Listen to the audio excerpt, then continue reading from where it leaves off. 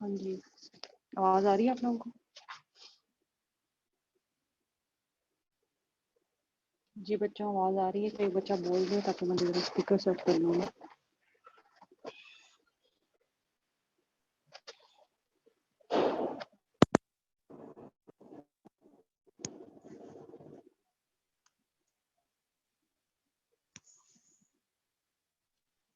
हाँ जी, महक आप बोल रहे हैं, मुझे आवाज़ नहीं आ रही।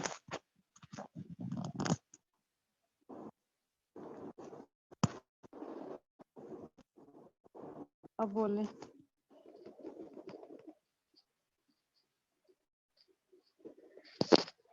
जी कोई एक बच्चा बोल दे ताकि मैं ज़रा स्पीकर सेट कर लूँ।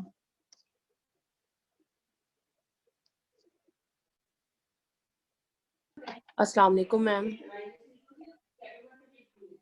हाँ जी, आ रही है आवाज़? जी मैम आ रही है।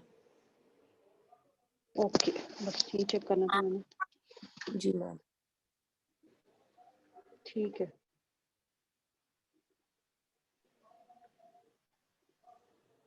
अच्छा जी, कल मैंने आप लोगों को मिट किया था अपलोड। जी मैम आपने किया था। हाँ जी, मिल गया था आप लोगों को? यस मैम मिल गया हुआ है। ठीक है, उससे रिलेटेड कुछ पूछना है तो पूछ लो। मैम अभी तो नहीं,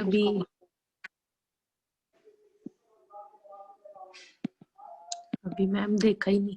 चलो फिर मैं कुछ वीडियोस आप लोगों से शेयर करती हूँ, काम की बात कर लेते हैं। मैम ये जो आपने खादी और निशात के अलावा भी तो हम ले सकते हैं ना पाकिस्तानी ब्रांड। मैंने आगे एटसेट्रा लिखा हुआ है शायद। जी मैम लिखा हुआ है। हाँ जी, तो उसको देख लें, पढ़ लें। जी ठीक है मैम। ठीक है जी मैम।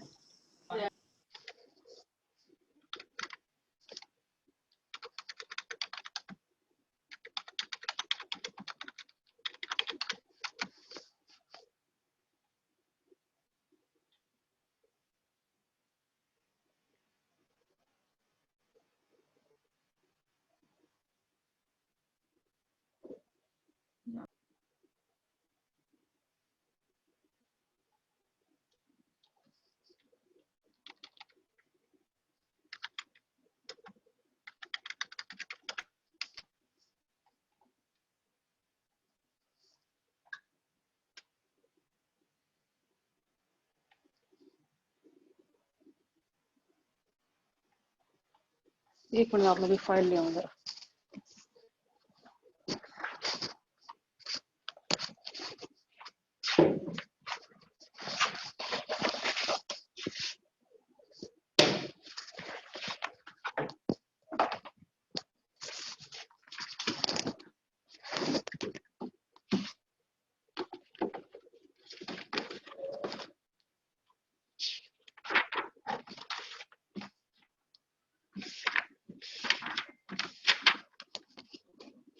अच्छा, हम लोगों ने मार्केट रिसर्च भी कर लिया था, प्रोडक्शन प्रोसेस भी कर लिया है, सोर्सिंग कॉस्टिंग भी कर ली है ना हम लोगों ने।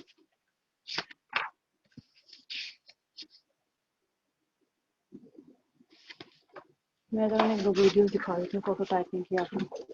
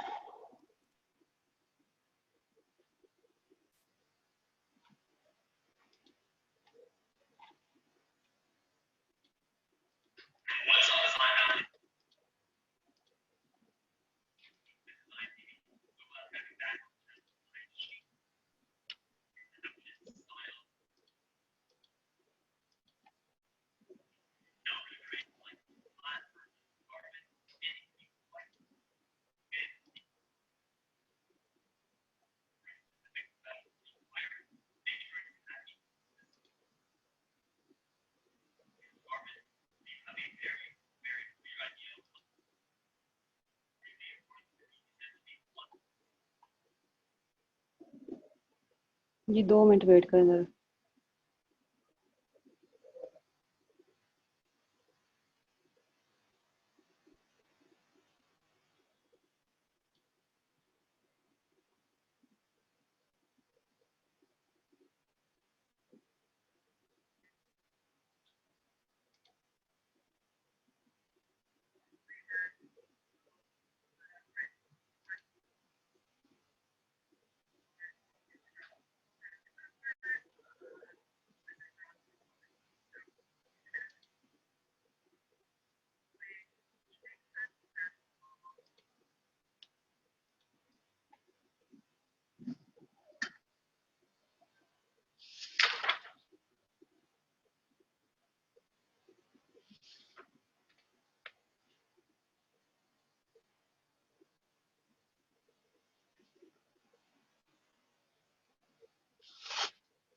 अच्छा, आज हम लोगों ने काम करना है कॉस्टिंग का। What is costing? ठीक है, कॉस्टिंग क्या होती है, फिर डायरेक्ट कॉस्टिंग क्या होती है, डायरेक्ट मटेरियल क्या होता है, डायरेक्ट लेबर क्या होती है। ये आप लोगों ने शायद वैसे इसकी प्रेजेंटेशन भी दी है, लेकिन फिर भी मैं आपको एज अ लेक्चर डिलीवर कर देती हूँ। और मुझे साथ साथ बताते जाओ कि आप लोगों को आवाज़ क्लियर आ रही है।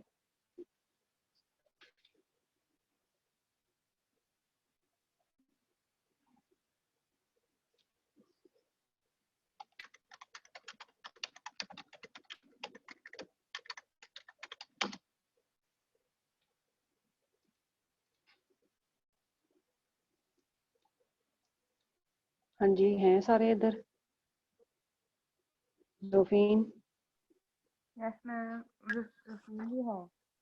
Yes ma'am. Yes ma'am. थोड़ी थोड़ी जरा हिल जुल शो करो ना, कि मुझे पता भी चले कि आप लोग हो, एग्जिस्ट कर रहे हो। Okay ma'am. हाँ जी, एटलीस्ट ओके ही कह दिया करें, ताकि मुझे पता हो कि हाँ कोई सुन रहा है। Okay ma'am. अच्छा जी, मैं अपने जरा निकाल लूँ पहले डाटा। जी मैम ठीक है।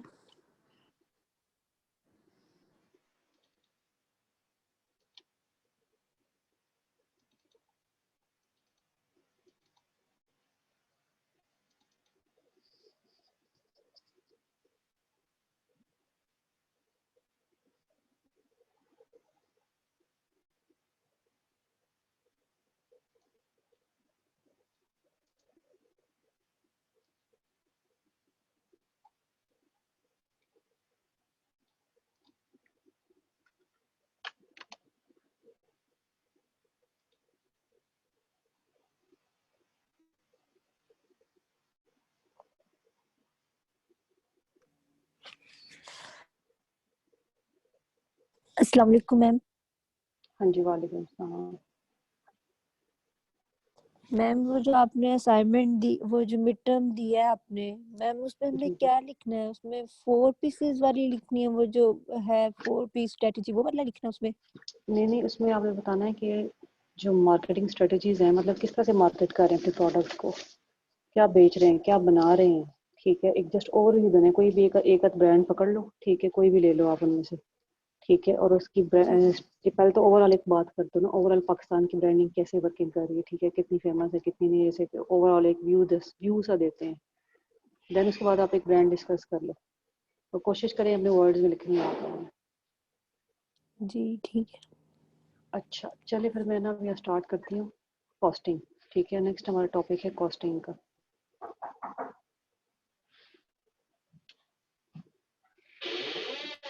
आप लोग की क्लास ले रही? अच्छा,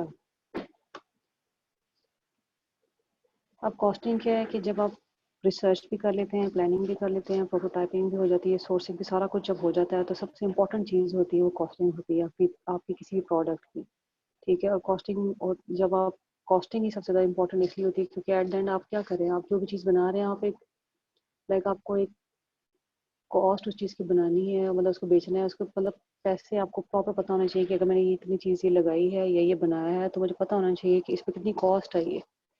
if you don't know the cost, तो आपको भी नहीं पता चलेगा कि आपने क्या किया है। आप समटाइम होता है कि आप लॉस में चले जाते हैं अगर आप कॉस्टिंग को सही एस्टिमेट नहीं लगा पाते। ठीक है, तो कॉस्टिंग बेसिकली क्या है, it is a process of all the information gathered.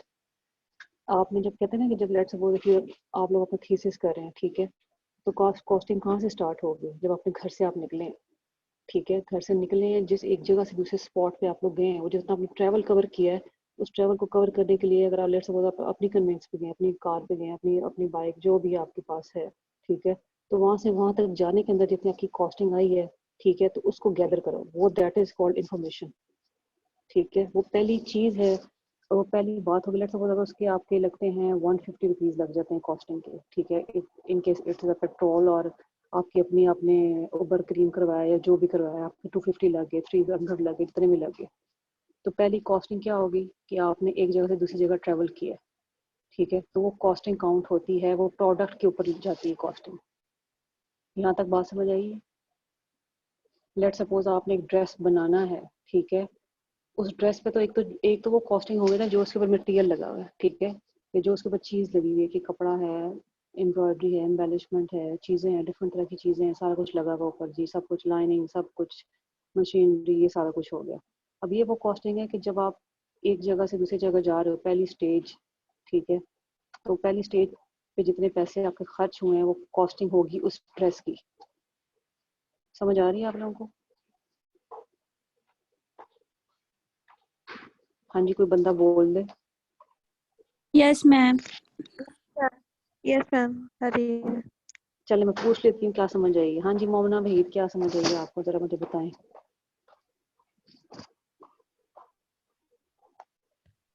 Ma'am आपने अभी तक कॉस्टिंग का बताया कि जो कॉस्टिंग है ना वो वहां से शुरू होती है जब हम घर से निकलते हैं, कि हमने क्या बनाया, क्या बेचने, जितने भी हमारे ओके पैसे चलें, उस पे ठीक हो लगते गया। हैं ना। अहमद आप बताएं।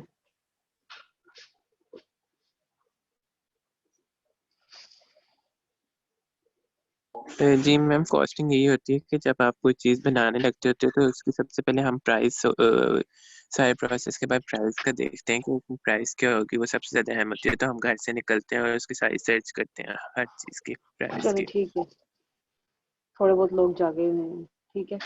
चलें, मतलब यहाँ तक आपको बात समझ आ गई कि आपने कॉस्टिंग में उस पॉइंट को भी कोट करना है। बेसिकली क्या है costing? Costing is basically the information gathered, ठीक है, which is then add up at the end of the, मतलब कि गुड जो भी अपनी प्रोडक्ट बनानी है वो सारी इंफॉर्मेशन उसके अंदर ऐड होती जा रही है, ठीक है।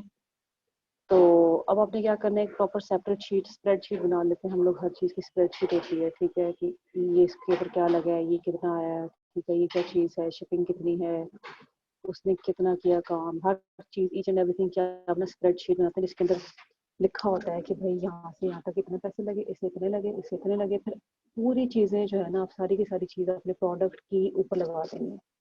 लेट सपोज एक प्रोडक्ट है, एक शर्ट है, ठीक है, वो आपको पड़ रही है, आपको कब किसी से खरीदते हैं, ठीक है, लेट सपोज वो खरीदते हैं जी 2500 की खरीदते हैं आप लोग वो शर्ट, मेन शर्ट है, ठीक है। अब उसके अंदर वो कहते हैं कि जी, अब आपने वो कहते हैं जी ये आप 25 की मिलेगी आपको, तो आप खुद अंदाज़ा लगाओ कि उस बंदे ने एक तो मटेरियल जो यूज़ हुआ उसके ऊपर, शर्ट का मटेरियल है, ठीक है, कॉलर्स हैं, जिप्स हैं, जो भी ईच एंड एवरीथिंग, ठीक है।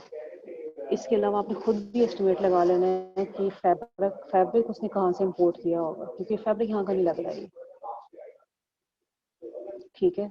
तो मतलब ये कुछ चीज़ें ऐसी होती हैं जो मतलब जो रॉ मटेरियल होता है, जो चीज़ें होती हैं, जो हमने खुद एक आइडिया लगाना है कि भाई अगर ये शर्ट ऐसी है तो ये फैब्रिक यहाँ का नहीं है, फैब्रिक यहाँ से नहीं मंगवाया गया, फैब्रिक लेट्स सपोज ये फैब्रिक बाहर का है, ठीक है, यहाँ का नहीं है फैब्रिक, ये उस जगह से मंगवाया गया, अगर वहाँ बना है तो उसकी इतनी कॉस्टिंग होगी। मतलब कि शिपिंग की, मैन्युफैक्चरिंग की, फैक्ट्री के सेटअप की, रॉ मटेरियल की, हर चीज़ की कॉस्टिंग काउंट होती है। आपने किसी एक चीज़ को इग्नोर नहीं करना, ठीक है। आप सिर्फ प्रोडक्ट को एज अ प्रोडक्ट नहीं लेते, आप प्रोडक्ट के पीछे जितनी भी मेहनत होती है, जितनी भी लेबर इन्वॉल्व होती है, वो सारी की सारी आपने, हाँ जी वालेकुम, हाँ जी वही लेके आएंगे। क्योंकि तो उसमें उस क्लास 110 में तो नहीं ना लगा हुआ, इसलिए मैं क्लास यहाँ पे ले रही हूँ। ये जरा बता दीजिए, ठीक है। तो ये सारी चीज़ होती है। मैं आपको एक स्क्रीन शेयर कर रही हूँ, ये ज़रा चेक करो, जिसमें एक स्प्रेडशीट बनाई हुई है।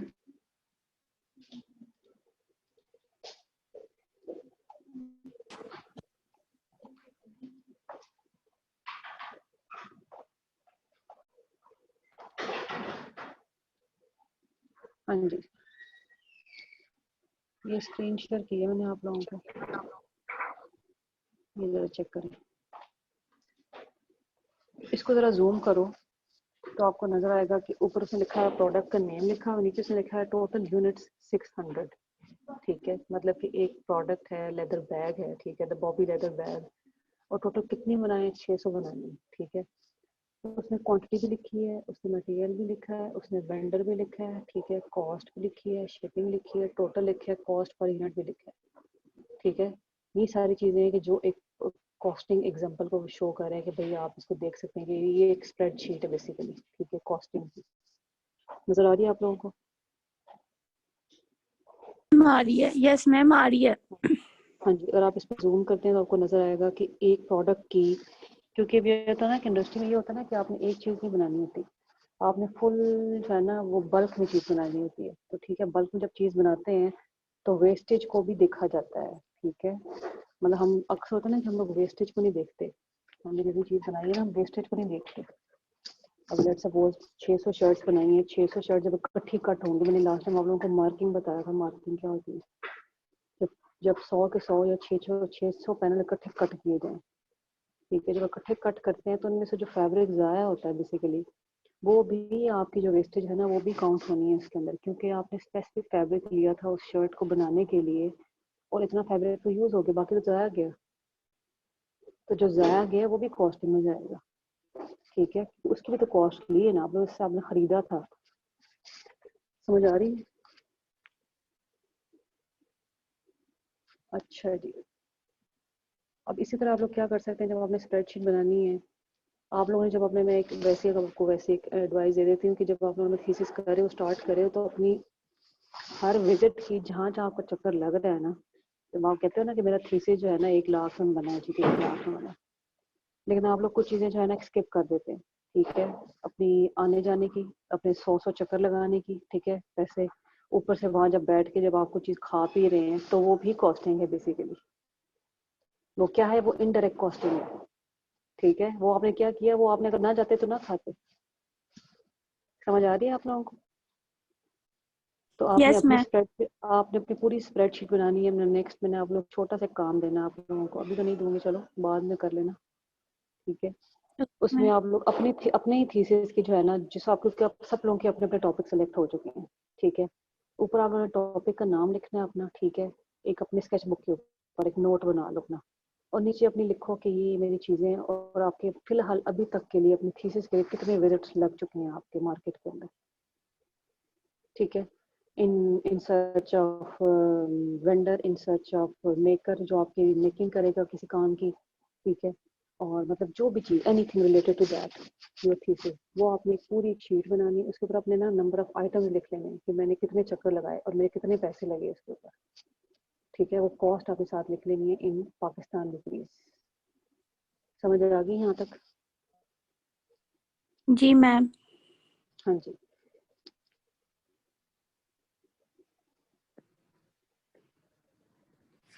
अच्छा एक और चीज़ होती है कि, चलो मैं कुछ आपको ना कुछ यहाँ पे मैंने स्क्रीन शेयर ही कर रही हूँ, ये फैशन कुछ अपैरल लिखे हुए हैं कि भाई कुछ अदर फैक्टर्स भी जो होते हैं जो कंसिडर किए जाते हैं, वो सारी सी बातें कंसिडर तो होते हैं, लेकिन कुछ इंडस्ट्रीज जो है ना स्पेसिफिकली कंसिडर करती हैं। और जैसे हैंग टैग्स का पता है आपको? हैंग टैग्स, ये टैग्स होते हैं साथ। Yes ma'am, yes. आप टैग। लोगों का टैग, हाँ मैं आपको ना थोड़ी सी ना बता भी देती हूँ कि टैग इट्सेल्फ पूरी जो है ना वो है,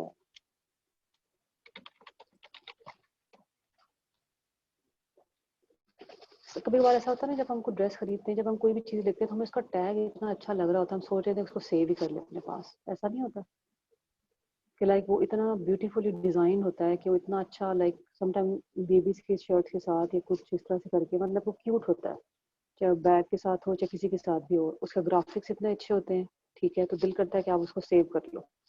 ठीक है, ऐसा कभी हुआ है या मेरे साथ ही ऐसा होता है? नो मैम, होता है सर। पिन होता है भी ना कि पिन टैग्स बहुत, लेते हैं हाँ सर, हाँ पर पिन हाँ लगी जी, होती हैंग टैग, हाँ हैंग टैग्स बहुत अच्छे हैं तो होते हैं। समटाइम हैंग टैग्स के ऊपर ना एक पूरी एक लाइक कोट्स भी लिखे होते हैं, कोई इन्फॉर्मेशन भी होती है, बड़ी अच्छी सी इन्फॉर्मेशन लिखी होती है। अक्सर आपने देखा होगा खाड़ी की आई थिंक होती थी या निशात की, किसी का ना एक अलग से एक टैग होता था जिसके ऊपर ना 4-5 लाइंस लिखी होती थी, पता नहीं किसकी होती है लेकिन होती है इनकी। और समटाइम लोगों ने पीछे ज्यूट यूज किया, आपको ऊपर नजर आ रही है पिक्चर फर्स्ट पे। यस आ रही है फर्स्ट स्क्रीन मूव नहीं हो रही, आप लोगों को शो नहीं हो रही मूव?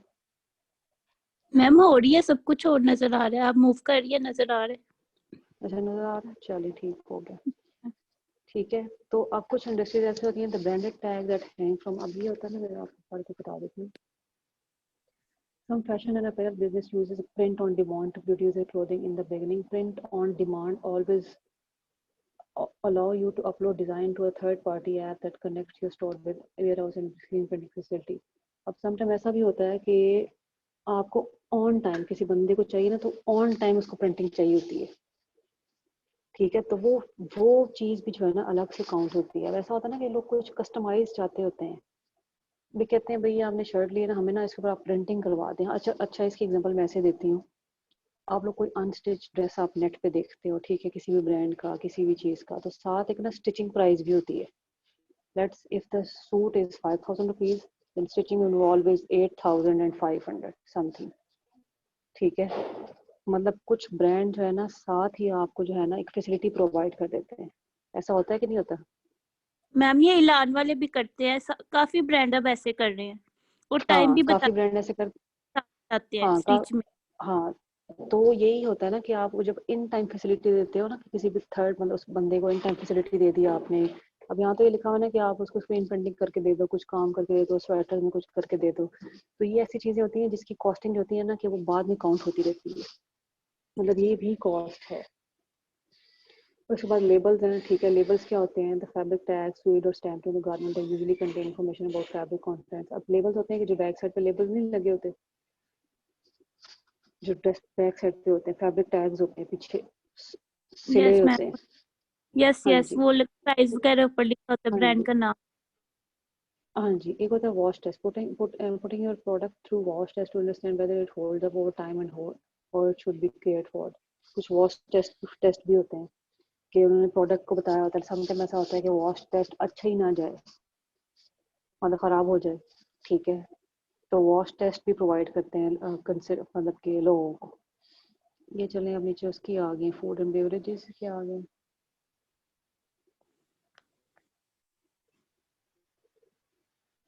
लेट्स सपोज अगर किसी ने फूड का बिजनेस करना है, ठीक है, तो फूड का बिजनेस करना चाह रहा है, तो उसके अंदर भी होता है लेबल्स एंड वार्निंग्स होती हैं, ठीक है, लॉ एंड रेगुलेशंस होती हैं, एक्सपायरी डेट्स होती हैं। समटाइम होता है कि जो रेडी फूड होता है, लाइक 2 to 3 डेज की एक्सपायरी डेट्स होती हैं उसके अंदर, ठीक है।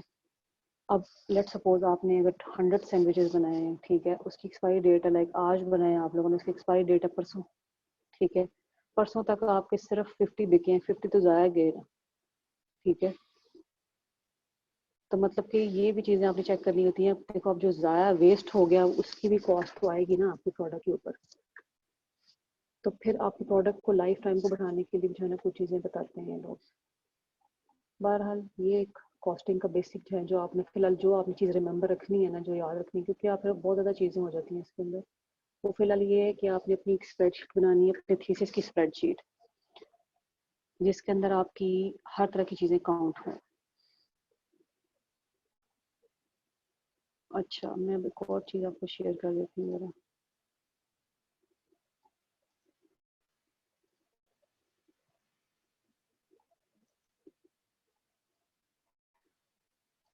हाँ जी, यहाँ तक समझ आई किसी को कुछ?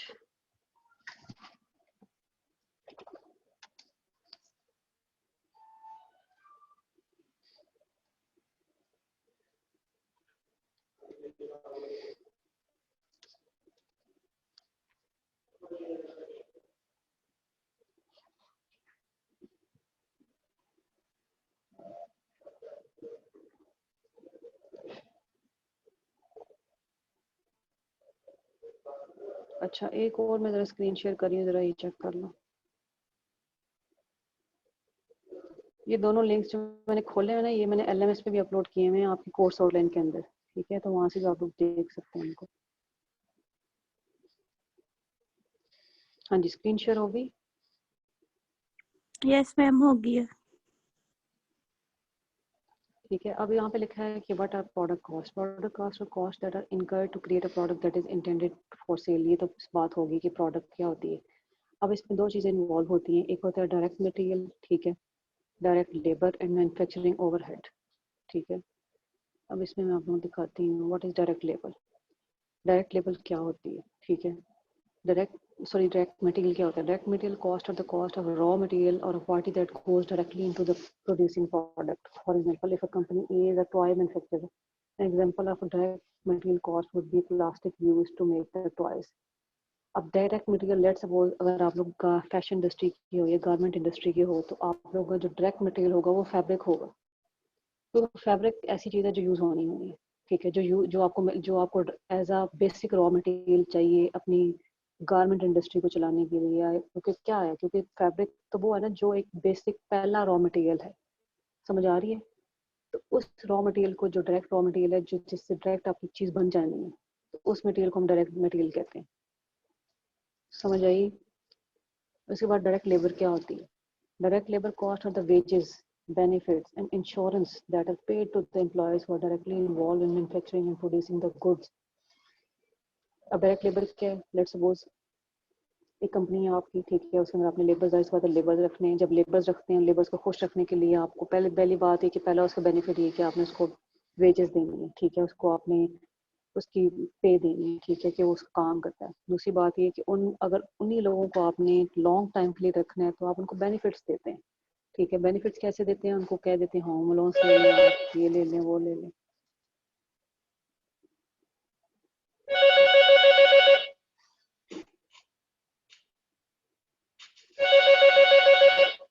सर उठा रहे हैं आप?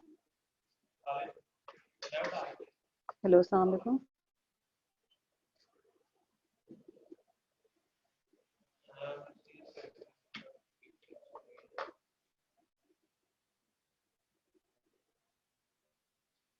सर मैंने भी उठा लिया था साथ ही। अच्छा अच्छा, अब ये कि अब एक और चीज़ है insurance that are paid to the employees who are directly involve in manufacturing और प्रोड्यूसिंग द गुड्स, ठीक है। ये वो चीज़ें हैं जो आपने लेबर को देनी ही देनी होती हैं, ठीक है। For example, workers on the assembly line और those who use the machinery to make the products. अच्छा जी, उसके अलावा क्या है? मैन्युफैक्चरिंग ओवरहेड क्या? Manufacturing overhead cost include direct factory related cost that are incurred when producing a product such as the cost of machinery and the cost to operate the machinery. Manufacturing overhead cost also includes some of the indirect costs such as the following. अब मेरी manufacturing overhead आपको समझ आ गई क्या है? Explain करने की जरूरत है जहाँ पे, तो मुझे बताते रहना। मशीनरी ओवरहेड में ये है कि जो भी मशीनरी आप किसी कंपनी को चलाने के लिए, लेट्स सपोज आप if you are talking about the STD department, ये कंपनी है एसटीडी, ठीक है, इसके अंदर एक मशीन्स हैं, ठीक है, मैनिकन्स हैं, टेबल्स हैं, हैंडलूम्स हैं, मशीन्स हैं। उनको ऑपरेट करने के लिए हमने लोग रखे होते हैं, ठीक है। वो लोग जो मशीनों को ठीक करने के लिए कर रहे होते हैं, सारी कॉस्ट आती है मैन्युफैक्चरिंग ओवरहेड। अच्छा जी, इसमें दो चीज़ें इन्वॉल्व हो जाती हैं इनडायरेक्ट कॉस्ट। एक तो होता है इनडायरेक्ट मटेरियल्स और indirect labour. Indirect materials are materials that are used in the production process but are not directly traceable to the product. For example, मतलब इनडायरेक्ट मटेरियल वो होता है जो प्रोडक्शन प्रोसेस में यूज तो होता है लेकिन प्रोडक्ट के साथ डायरेक्ट इन्वॉल्व नहीं होता, जैसे कि glue, oil, tape, cleaning supplies etcetera और क्लासिफाइड एज इनडायरेक्ट मटेरियल। समझ आई यहाँ तक? हाँ जी, कोई हूँ हाँ कर दिया करे। अच्छा जी, हाँ जी, इनडायरेक्ट लेबर क्या है? Indirect labour is the labour of those who are not directly involve in production of the product. For example, an example would be security guards, supervisor, quality assurance workers in the factory. Their wages and benefits would be classified in। अच्छा, आप देखें आप लोग, मैं इसमें UMT की example ले लेती हूँ। अब आपको गेट पे गार्ड्स नजर आते हैं, गार्ड्स, ठीक है, गार्ड्स, ठीक है, जो सफाई करने वाले लोग हैं, सुपरवाइजर्स हो गए, ठीक है। ये सारे वो लोग हैं जिन्होंने यूनिवर्सिटी की मेंटेनेंस को बरकरार रखा होता है, ठीक है। लेकिन ये लोग बेसिकली स्टूडेंट को टीच नहीं, बच्चों को टीच नहीं करते, ठीक है। तो ये हमारी क्या है, ये हमारी इनडायरेक्ट लेबर है, ठीक है। जो एक यूनिवर्सिटी में काम तो करते हैं लेकिन they are indirect, they are involve in other activities like security guard, supervisor, quality assurance workers in the factory. Their wages and benefits would be classified as indirect labor cost. यहाँ तक समझ आई? अब मैन्युफैक्चरिंग ओवरहेड के अंदर दो चीजें आ जाती हैं, ठीक है, इनडायरेक्ट मटेरियल और इनडायरेक्ट लेबर, जो एट द एंड कॉस्ट तो काउंट होती है लेकिन इनडायरेक्ट होती है। समझ आ गई यहाँ तक? Yes ma'am.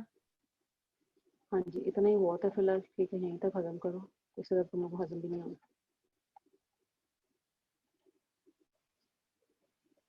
ये दोनों लिंक्स हैं, ये दोनों जिन लिंक्स मैंने आपको ऑन करवाया, ये दोनों आप लोग अपनी LMS की खोलो फाइल, उसके अंदर कोर्स सिलेबस पे क्लिक करो तो आपको सिलेबस के अंदर वो पूरी नज़र आ जाएगी। तो पहले 2-3 पेजेस के अंदर ही जो है ना वो आपको ये दो लिंक्स मिल जाएंगे, ठीक है, रेफरेंस रीडिंग रिसोर्सेज के अंदर।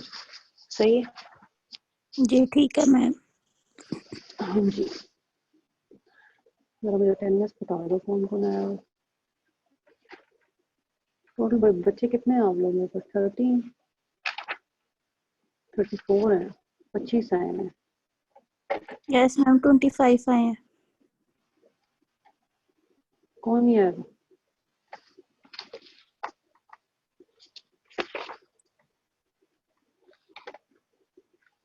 मोहम्मद अफरोज, मिनाइल है, निमरा एहसन, मिनाहिल है।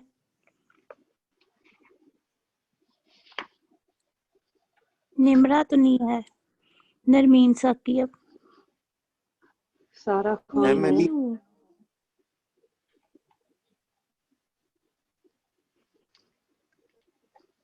Excuse me ma'am. जी जी। मैम मैं कंवल, मैं भी हूँ, क्लास में ही हूँ। अच्छा जी, चले, अच्छी बात है। सारा खान भी है मैम। ओके, चलो ठीक है, लगा दी मैंने सबकी। Okay ma'am. हम्म,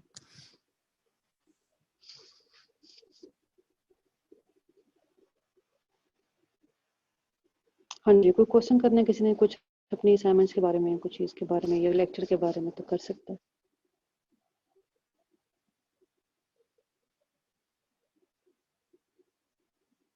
एक्सक्यूज मी मैम, जी जी। ये जो क्लास की रिकॉर्डिंग होती है, हाँ जी, ये आप LMS पे अपलोड कर देंगी? हाँ जी, कर दूंगी। जी मैम, ये कर दीजिएगा, ठीक है। चलो ठीक है, कर देते हैं।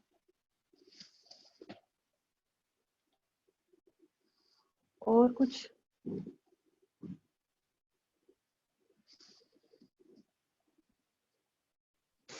मैम ये जो आपने कहा है कि ये टोटल यूनिट्स और ये आपने अपने ये थीसिस का ये बनाना है, ये आपने असाइनमेंट दिया है?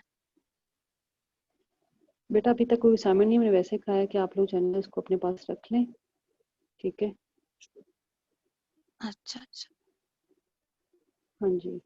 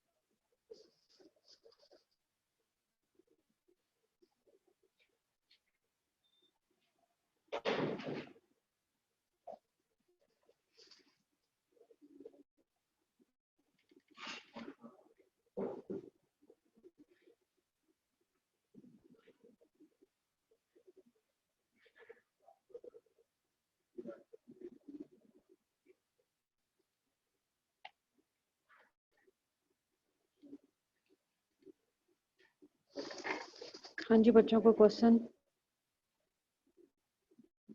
क्लास एंड करें फिर।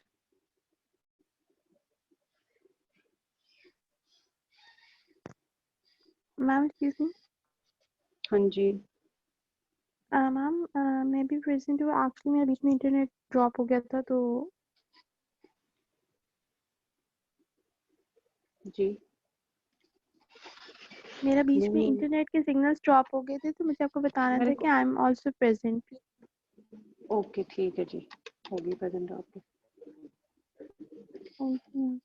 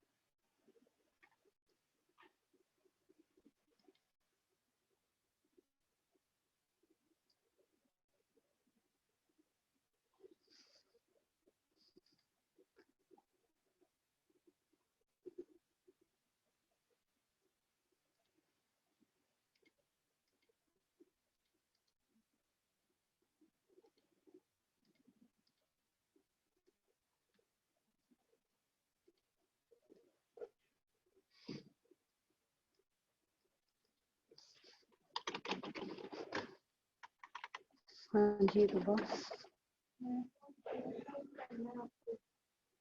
अच्छा